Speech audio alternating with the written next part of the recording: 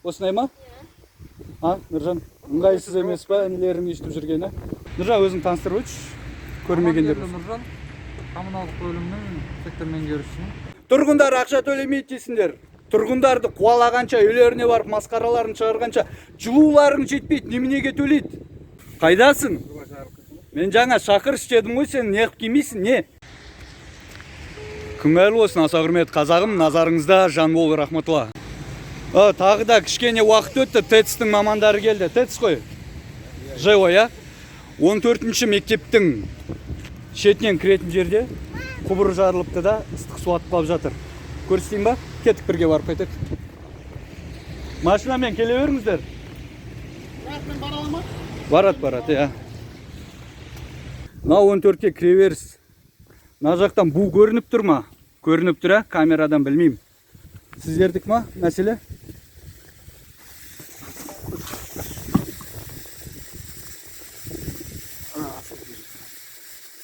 Мынаны алып тастайық. Жарылған ба, біреу ашып кеткен ба? Жарылған сияқты, Жарылған сияқты тұрып. Ешкім хабарласпады ма бұл мәселе бойынша? Диспетчер бар. Диспетчер, жаңа мен коммунал бөлімге хабарластым, солар айтты ғой. Мынаған кім жауап береді, аға айтыңызшы. Сіздер ма, коммунал бөлім ба? Негізі бізге доверительный управление берген ғой бұны. Негіз сіздер жауап беретін болып тұрсыздар ғой, Жақсы, мына жақта енді қолмен жаба салатын нәрсе емес болып тұр ма? Қамыт қоямыз. Жақсы. Мынау кім қазір? Абдрасилов Асхат па? Басшыларыңыз? Иә. Абдрасилов! Қайдасың? Мен жаңа шақырыш дедім ғой, сен неғып келмейсің, не? Биіктейсің ба, түсе алмайсың ба төменге? Лайда жүргің келмей ма? Қызмет атқарғың келмей ма? Мынау не? Мынау қазір камера арқылы жылу сезе алмайсыздар ғой, мен сезіп. Кеңші, ТЭЦ-тің қызметкер біреу. Аға, мынада ыстық су бар ма, жоқ па айтыңызшы? Мына қазір қолым қайнатып күйіп баратыр. Келіп ұстап, мына жерде растаңызшы, бар ма, жоқ па ыстық су? Бар. Мынада? Айту бар. Бар, я? Жақсы. Мені?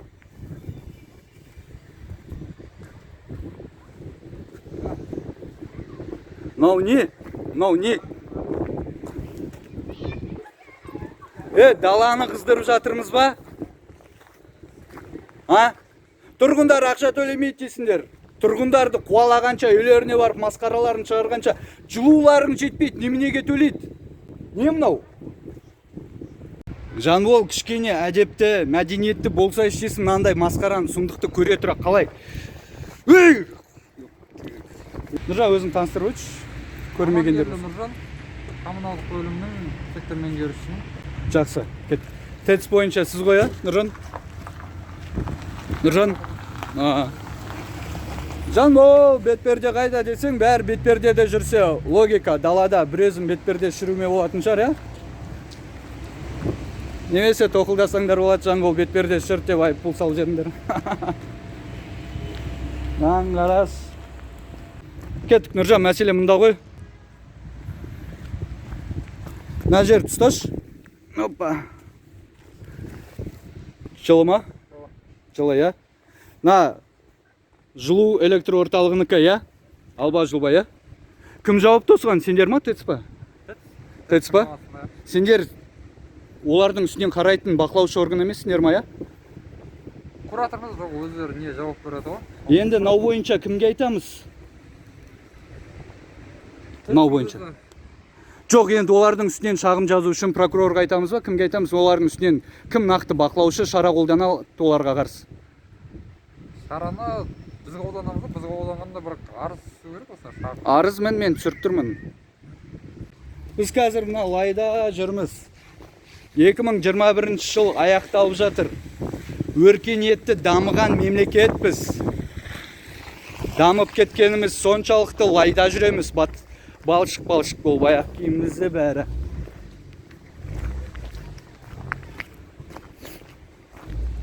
ТЭЦ-тің қызметкерлері мұнда жоқ. Мына оқушылар көріп тұрсыз ба? Не істеп жатырмын? Түсіріп жатырмын ғой сені. Сәлемді. Ай, жарайсың. На жолдар. Нұржан, сендерге қарайды ғой, коммуналды бөлімге. На жолдар. Үйлердің арасында, я? На, не? Көп болды ма на жерде? Тас жол болмай осындай ма өмірі? Осындай ма? А, Нұржан, ыңғайсыз емес па, інілерің естіп жүргені? Қазіргі таңда ЖСХ әзірленді, жолдау қызметі алып. Жо, мен қаңтардан бері қақсап келе жатырмын осы мәселе бойынша. Естімедіңдер ма? Естімен болғанда даму білесің, мен келгенім енді 2 ай. Нұржан, я айбетпе, жол бойынша нақты бір қызметкермен сөйлесеміз, ә? Жақсы бар, бас киім киіп ал, ауырып қаларсың. Нан, көрдің ба? Жо, тетс шақырып қойды, мына жерде қызметкерлер, кімнің сумкасы? Түсіп кеткен жоқ па ешкім? На, көп болды ма су ағып атқан? Осы отопление бергелі ол былтыр да сөйтіп тұрған. Қойыңызшы. Йо. Проблема. Балалар ше бүйтіп шеңбер болып тұрады да, Аха. құлап кетеді дейді. Құдай сақтасын. Мына жер жол бойынша қалай, ризасыздар ма, риза емессіздер ма? Емеспіз әрине, мектепке күнде сабаққа барамыз, келеміз мына жер. Балшық болып, Кейде коляскамен өтуге мәжбүр боламыз, кішкентайларымыз тастай алмай. Иә, лай болмасын дейсіз ғой. Иә. Жақсы болды өзіңіз келгеніңіз. Жақсы, рахмет сіздерге пікіріңіз білдіргеніңізге. Мынау қашаннан бері естің бе, Нұржан? Естім, өткен жылдан бері екен ғой. Мынан қарашына алба жұлба біз даланы жылытып жатырмыз ба? Біз мақсат, ТЭЦ-тің мақсаты даланы жылыту ма? Тұрғындардың үйлеріне, тұрғын үйлерді, я? Мынау қазір енді тұрғындар жылытып жатыр ма, даланы ма? Бұл қақпылай ғой, ТЭЦ-ге адресовать жасау керек. Жоқ, енді мен шағымданып жатырмын ғой сізге ТЭЦ-тің үстінен, дұрыс па? Шағымдансаңыз. Енді сізге жазбаша ма, әлде осы ауызша қабылдана бере ма? Әлде міндетті түрде бюрократия қағаз толтырып отыру керекпін ба?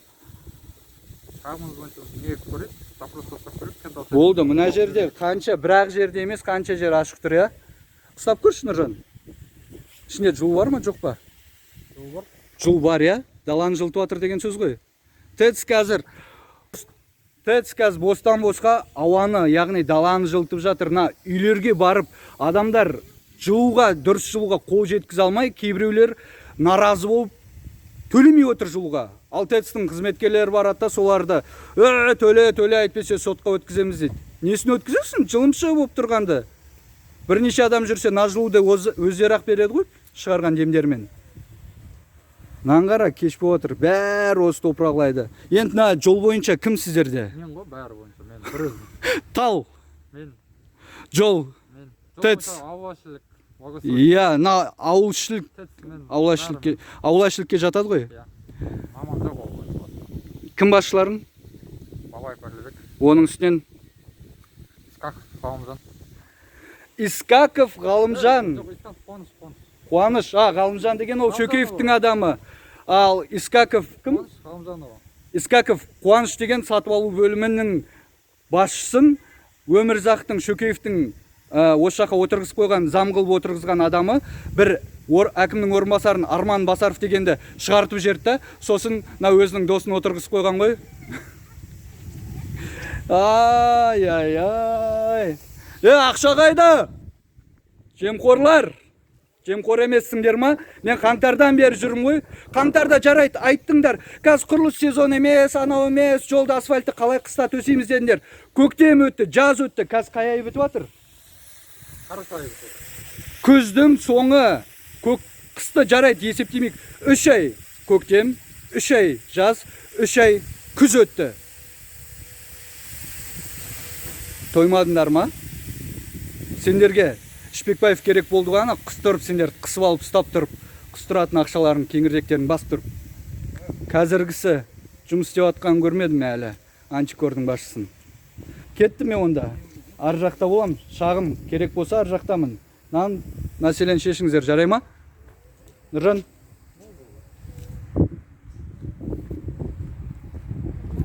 Мен бір жынт сияқты көрініп тұрған шығармын, бірақ жаман ашулымын бар ғой, қарным ашиды. Білмеймін, мен сөзбен жеткізе алмаймын, боқтайын десем боқтамашы дейсіздер. Боқтасам олар мен үстімнен тағы да арыз жазып жібереді. Бірақ шын мәнінде өздері сондай ғой, мен атайтын адамдай ғой. Жемқор деуге болмайды. Қот басты бас деуге болмайтын не заман болып кетті. А? Соған лайықты болсаңдар, қалай атамайсыңдар? Ақты ақ, қаран қара дейміз ғой, неге ақиқатты қабылдамайсыңдар?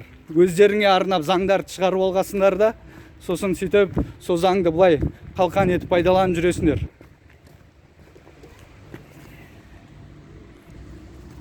Нан қараш, өз жерге келгелі не болатқан. Кеш қайырлы болсын дейміз ба, не дейміз? 18:24 я сағат. Сіз коммуналды бөлімнен жаңағы ТЭЦ-тің мамандары жасап жатыр ма енді жаңағы тесілген жерді? Жөнделіп жатыр. Алдағы уақытта қазір бір 30 минут болмаса. Мына жаққа жүр. Қаттырақ сөйлеп.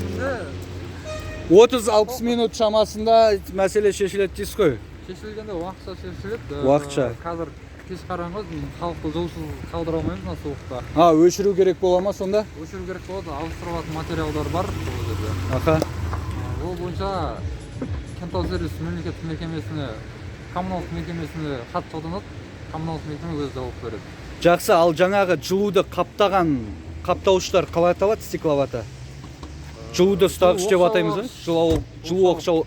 Солардың айырылып жатқан жағдайына кім жауап береді? Нақты сіздер ма әлде ТЭЦ-тің өзі ма? ТЭЦ-тің иелерінде солардың балансодержатель деп аталады орысша. Оларды енді бақылаушы кім болып бізде?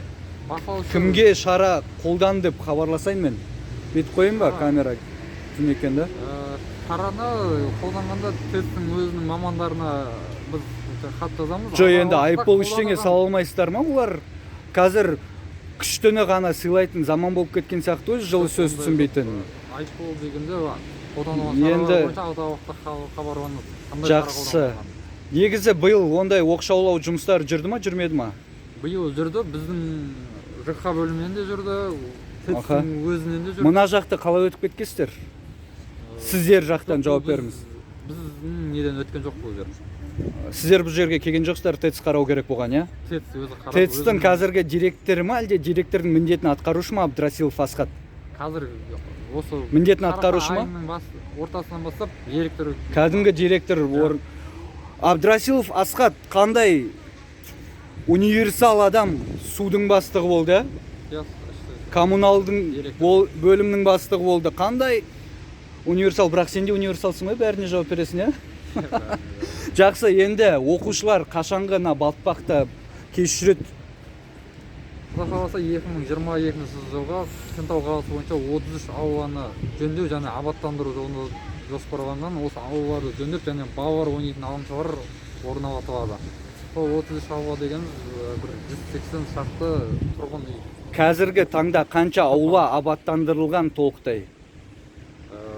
Қазіргі таңда биылға 7 аула ғана абаттандырылды. Биыл істелген. 21-де 7, 22-де 33 дейсіз ба? Араға шықтықты байқап тұрсыздар ма? Күштері жете ма, жетпей ма? Коммуналды бөлімнің. Неге биыл 7 ақ? 27 емес, 27 мен 33 айтылса енді сенуге болады. Қазір 7 мен 33, Енді бөлінген қаржыға байланысты бұл жерде. Кім бөледі сіздерге қаржыны? Сіздер толтырасыздар, я? Бізге осындай кентаулықтардан шағым түсіп жатыр, ауланы жолды жөндеу керек деп сіздерге шағым түседі. Ұсыныс түседі. Сосын сіздер кімге жолдайсыздар ары қарай? Бізге халықтың арыз өтініштеріне қарай біз облыстық неге жібереміз.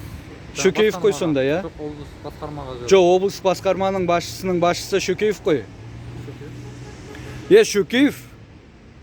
Айлығың 1.900.000 теңге. 1.900.000 теңгеге мына жерге асфальт салуға болатын бет? Мектепке дейін өз жерден бір 200 метр жерге. Шамамен білмейсіз ба? Шамамен білгенде асфальттың құру өз жұмысы, бұл жерде таза olur, тексеру жұмыстары бар. 1.900.000 теңге айлық алып отырып, біздің оқушыларды көрдіңіздер бағана қандай жағдайда жүргізіп жатқанын. Мына жерді қалай анықтаймыз? Машина жүруге бола ма, болмай ма? Қара, ар жағында оқушы келе жатыр. Көріп тұрсың ба? Көріп тұрмыз, кішкентай қыз келе жатыр. Дәл қасынан машина өтіп бара жатыр. Ондай мүмкін ба? Мүмкін емес па? Тротуар универсал болып кеткен ба, Абдрасилов Асхат сияқты? Машинада адамды жүргізетін болып? Негізі машина бөлек жолда жүреді, заң бойынша. Өзінің жолы болу керек қой машина. Иә, мына жерде не көрдік жаңа? Бұл жерде машина көлік өтіп өтпеуінен толық білмеймін енді. Анықтай аласыз ба, кімнің құзырында бұл? Аула іші болса сіздікі емес па, иә? Аулашылық менікі, иә. Қанша уақытта анықтап бересіз маған осыны? Соны бір жерде анықтап берейін. Толық. Мына Сейфуллин көшесінен бері қарай машина кіруге бола ма, болмай ма? Бұлай логикалық тұрғыда ойлай... Ол жаққа қарай алмаймын. Жоқ, машина жол емес, бері қарай. Абаттандыруға жатады ғой. Ол енді жол жаңағы біздің не бар ғой, өзіміздің полиция бөлімшесі Иә. бар ғой, солардан сұрайсыз оны. Заң жағынан мен оны айта алмаймын. Кіріп Жо, негізі логикамен келетін болсақ, тротуарда машина жүрмеу керек қой, өтпеу керек қой, иә? Бірақ біз көріп жатырмыз ғой, тротуарды басып бері қарай өтіп жатқан, иә? Иә? Иә, тротуар баспау керек. Енді сізбен 1-7-де кездесеміз ба? Бұйыртса. Құдай қаласа, келесі жылы 33 аула абаттандырылады. Шөкеев ақшаны жеп қоймаса, қасындағылармен қосып, біздің Мақажанов, Балабиев Қайрат облыстың мәслихатының жаңағы ақша бөлетін мәслихат қой, иә? Бөліне ма, бөлінбей ма шешетін, иә? Иә. Иә. Балабиев Қайрат деген бар бізде. Облыста ғой, Кентаулық бірақ. Облыс бойынша ақша шешеді да, дәл соның інісі Кентау бойынша да. Туған қалаларына жаны ашымай. Мен ойлайтын алдында Кентаулықтарды, Кентаулық емес, жалпы сол қаланың, сол ауылдың тумасын, сол қала, сол ауылға әкім етіп, депутат ету керек деп. Енді мен қателестім, немесе мыналар мен ойлағандай адам емес болып тұр ғой. Аңғараш. Тротуар ма мынау, Нұржан басып жатқаны?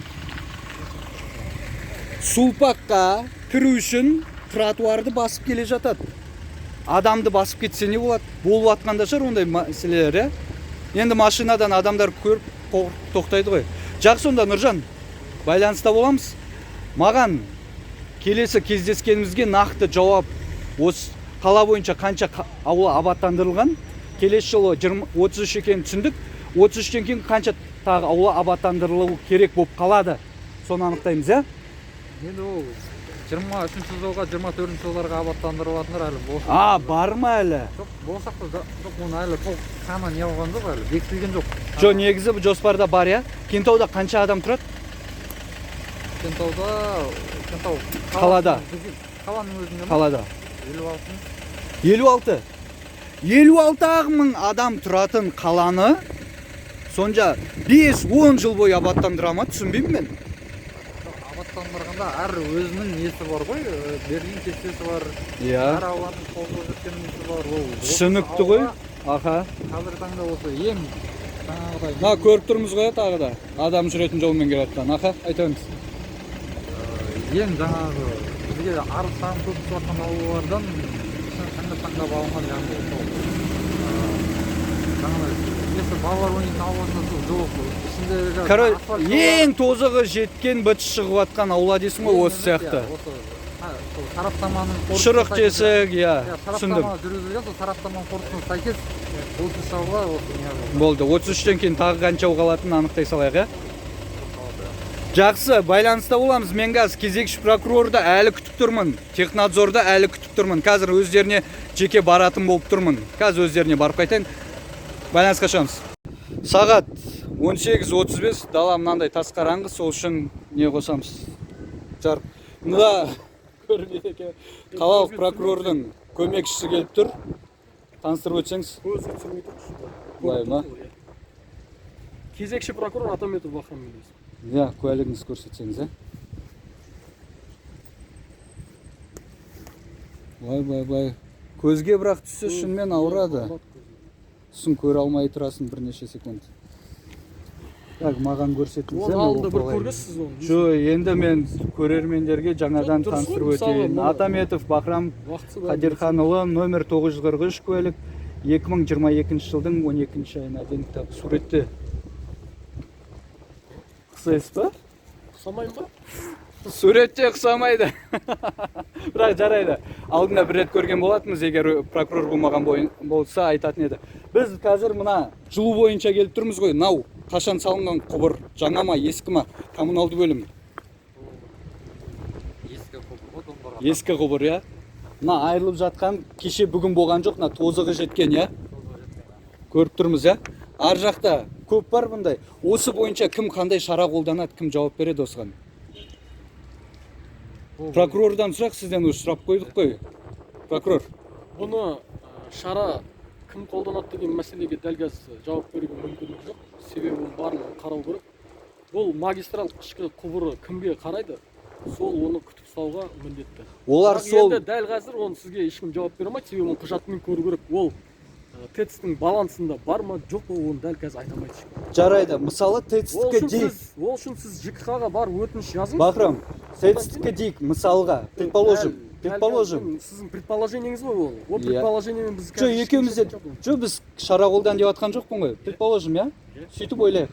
Сосын олар дұрыс надлежащее использование болмаса, дұрыс қарамаса, қандай шаралар қолданады? Кім қолданады нақты? Кім қолданады? Бұған ЖКХ қолданады. ТЭЦ-ке Сіздер біздің тарапымыздан бақыламайсыздар ма? Біздің тарапымыздан бұларға қандай шара қолдану керек? Егер ТЭЦ-тің балансында болатын болса, Аха. ол күтіп ұстауға шаралар қолданбаса, Иә. ол біріншіден оның қаржылық жағдайын анықтау керек. Ол ТЭЦ қазіргі таңда өздеріңіз білесіздер. Ол өзі қазір өз-өзін жылумен қамтамасыз еткенмен, ол өз-өзін қаржыландыра алмайтын кәсіпорын. Мекеме. Енді ол мысалға көмірді басқа не отынды қазір облыстық бюджеттен бөлінген қаражатына сатып алып жатыр. Ал мынандай мәселе бойынша егер действительно бұл қазір ТЭЦ-тің балансында болатын болса, ЖКХ оларға ескерту хатын жолдау керек. Осындай құбырларды ішкі магистралды Енді қолыңыз өздеріңіз күтіп ұстаңыздар. қазір ұстап көріңіз, жылу бар ма, жоқ па мынада? Мен қазір не істеймін? Жоқ, ұстап көресің, қиын ба әлде? Қиын емес. Бар жылу. Жылу бар, иә? Жылу электр орталығы, яғни ТЭЦ дей берейік. Түсіндім, енді коммуналды бөлім сіз қарайтын болып тұрсыз ғой. Соңына келгенде прокуратура емес, иә? Енді жақсы, онда коммуналды бөліммен мәселе аяқталды. Енді Жанбол Шекербекұлы Рахметұлы байланыста боламыз.